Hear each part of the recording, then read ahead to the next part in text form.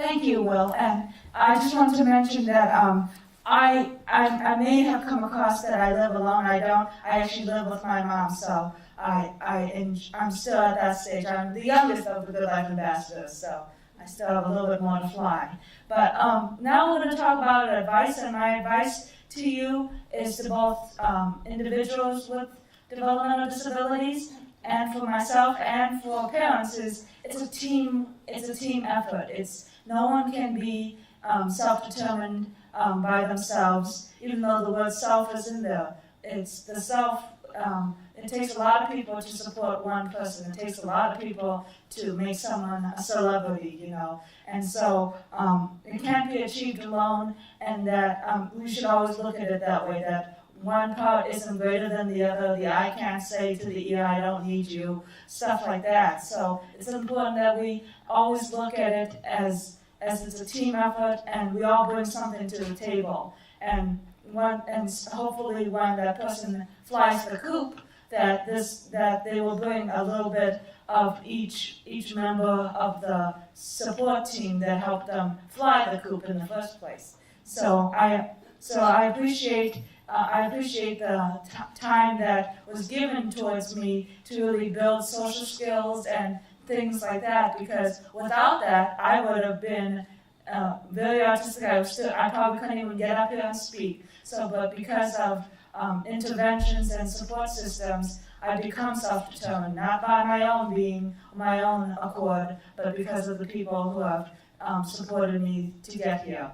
And now Molly.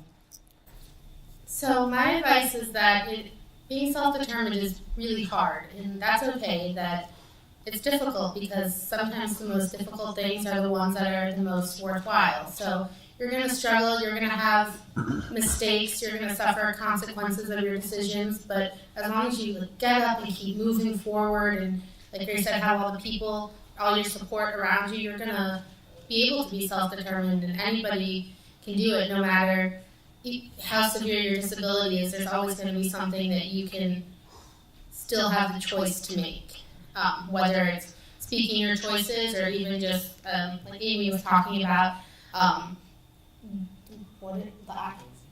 gazing, which means having two options in whatever gaze your eye path takes. Is that there's still always going to be a way for you to help become the person that you want to be and have the life that you want to live. Thank you, Molly. I can offer suggestions to all of you on how to empower your loved one because of my experience in living a self-determined life. Start early and ask open-ended questions like, what do you think? Or what would you like to do next? Use support that is available, like therapists or psychologists, or even other friends who are farther along on their parenting journey. It takes a village. Also, have high standards.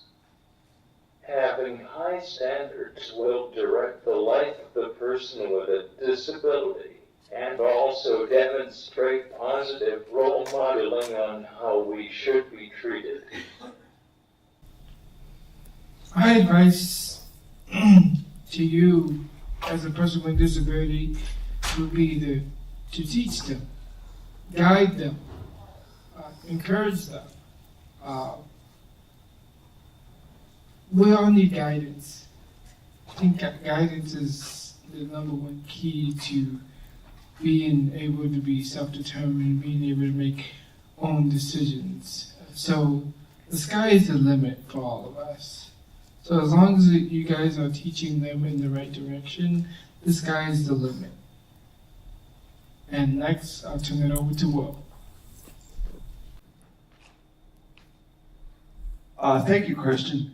Now, I'm speaking as a person with a disability, I can say, always keep pursuing your goals. And, when you live on your own, you're going to run into a lot of hurdles. You're going to have your mistakes, as Molly talked about, and you're going to run into crazy people for most of your life.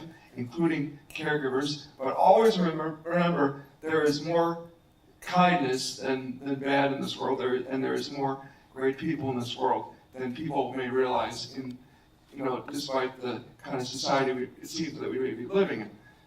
So that's my advice to the people with developmental disabilities.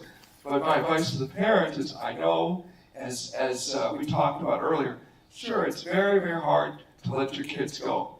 It's absolutely hard. And of course, you want to give them the best advice possible, and you want to make sure that you do what they feel is best. You want to care about them, but in a much kinder approach.